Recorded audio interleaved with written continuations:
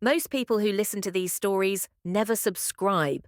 So if you find meaning in this one, please take a moment to hit that subscribe button and turn on notifications.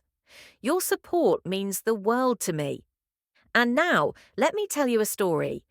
My name is Melanie. I was just 18 years old when my whole world flipped upside down. I had just walked the stage at my high school graduation, cap and gown still fresh in my memory, when life delivered a surprise I never saw coming. I was pregnant. I didn't know right away. Honestly, I thought I was just stressed. I had been dating Adam since the 8th grade. We were inseparable. We had plans: go to college together, move into a dorm, maybe get married one day when we were older. That's what he always said. I love you, Mel. One day it'll be just you and me.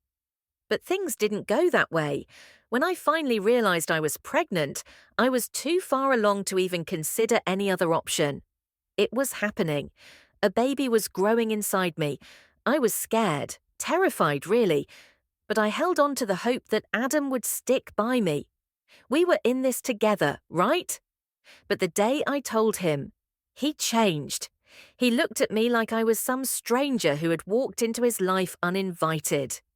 "I'm not ready to be a dad, Mel," he said coldly. "How am I supposed to go to college with a wife and kid back home?" And just like that, he was gone. He didn't fight for me. He didn't offer support. He vanished, leaving behind broken promises and a hollow future. I didn't even tell his parents. I knew they'd take his side. I didn't have the energy to be turned away again. But I didn't expect my own parents to react the way they did. When they found out, I hoped, even prayed, that they'd hold me, remind me I wasn't alone. Instead, they kicked me out. No warning, no hesitation. "If you want to raise a baby, you'll do it without our help," my father said. "You've shamed this family enough." They closed the door on me like I was nothing. Not their daughter. Not someone they had raised and loved. I stood outside the gate of the house I grew up in, staring at the windows. The curtains didn't move. No one came to explain. No apology. Just silence. I was alone, completely and utterly alone. Except I wasn't. I had one person left, my grandmother, Jessica Roberts. We weren't close, not because I didn't love her, but because my dad had cut her off years ago after a bitter fight. He never let me visit, but sometimes I'd sneak over anyway. She'd smile, hug me tight, and tell me stories about my grandpa and her childhood in the village. So that's where I went. When she opened her door and saw me on the porch, stomach slightly rounded, eyes puffy from crying, she didn't say a word. She just held me and whispered, "We'll figure this out, sweetheart." She never blamed me, never asked how or why. She just loved me. We couldn't afford much, so we left the city and moved into the old house she hadn't sold yet. A cozy, quiet cottage in the countryside. There was a garden out back, a dusty old porch swing, and the scent of lilacs in the air. "It's not much," Grandma said, "but babies need love more than luxury." She watched over my health like a hawk, made sure I ate, made me take walks, and told me stories every night to help me fall asleep. When my son was born, on a bright spring morning, we named him Jerry after my grandfather. Grandma glowed when she held him. It was like she was 20 years younger. "I wasn't allowed to raise you," she said one day, rocking him in her arms. "But I'll raise him. I promised Jerry was a sweet baby, quiet, thoughtful, just like his namesake." As he grew, Grandma taught him everything: how to be kind, how to listen, how to help in the garden and say thank you. And when he turned 1, she said something that broke me and healed me at the same time. "Go to work, Mel. I've got this. He's a golden boy, like your grandpa. You go build us a future."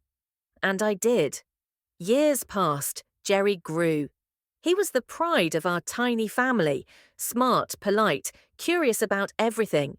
Every evening we'd sit on the porch drinking tea while Grandma told stories. Stories about her first love, about life during the war, about my grandfather's quiet strength. Jerry would sit cross-legged, wide-eyed, hanging on to every word. One day he asked, "Grandma, were you pretty when you were young?" She laughed. "I don't know, let me show you." She brought out an old album, faded photos from a life long gone. She pointed to one man in particular. "That's your great-grandfather. He looked at me like I hung the stars in the sky." "And who's this?" Jerry asked, pointing to a younger man beside her. Grandma hesitated. That's your grandfather. Shane, my son, your mother's father." Jerry blinked. "So I have a grandfather?" Melanie, overwhelmed, left the room. She had no answers to give. Grandma sighed No and idea said how softly, to explain why her parents had "Sometimes, never Jerry, reached out. people you love Why can they had turn into shut the door strangers. on their own One day I'll tell you grandchild. everything, but for now, let's have tea. Your mum baked a pie." Jerry nodded slowly. "Okay, but Grandma, one day I'll take you to a dance. You deserve one." Years passed. Jerry grew into a tall, respectful young man. In his final year of high school, he started talking about college, about building a future, making something of himself. Around this time, someone new came into our lives, Peter, a quiet, hard-working man who had inherited a house nearby and decided to settle in our village. He helped with chores, fixed fences, and over time, he started visiting us more. He liked me, I could see it, Grandma could too. But I wasn't ready. I was focused on Jerry, on being a mother. There was no room in my life for romance. Peter said he understood. He said he'd wait. Then, one day, my parents returned. It had been almost 18 years. They showed up without warning. No apologies, just expectations. My father looked at Jerry and asked, "Do we need to introduce ourselves?" Jerry, calm as ever, replied, "I know who you are. You're my mother's parents, and you—" He nodded to my father, "Are my grandma's son." My mother scoffed, "I'm your real grandmother." But Jerry just smiled sadly. "Number, you may be related to me, but I only have one grandmother, Jessica Roberts." He stood and walked out of the room. They didn't stay long after that. My father whispered to my mother, "We should have come sooner." Grandma, always the bridge, turned to him and said, "If you want to know your grandson, earn it. Be better than you were." But they left. Just like before, Jerry thrived. He worked part-time at Peter's farm, saved up money, and eventually bought himself a suit for prom. I thought he'd go with friends. But on the night of his graduation, he came home in that suit, carrying a bouquet. He knelt in front of Grandma and said, "My beautiful one and only grandmother, will you be my prom date?" She laughed through her tears. "You're crazy," she said. But her eyes sparkled. Then Peter stepped forward, also in a suit, also holding flowers. "And maybe," he said, turning to me, "you'd let me be yours?" I didn't speak. I couldn't. Jerry smiled and whispered, "Don't say no, Mom." That night we walked into the community hall, me, Peter, Jerry and Grandma, like a real family, a new family, one we built from the ashes of rejection. And somewhere in the back of the room, my father watched, silently, alone. I don't know if he cried, but I do know this.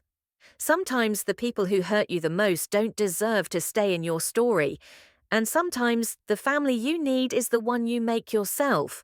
If this story touched you, please like, subscribe, and share it with someone who might need to hear it.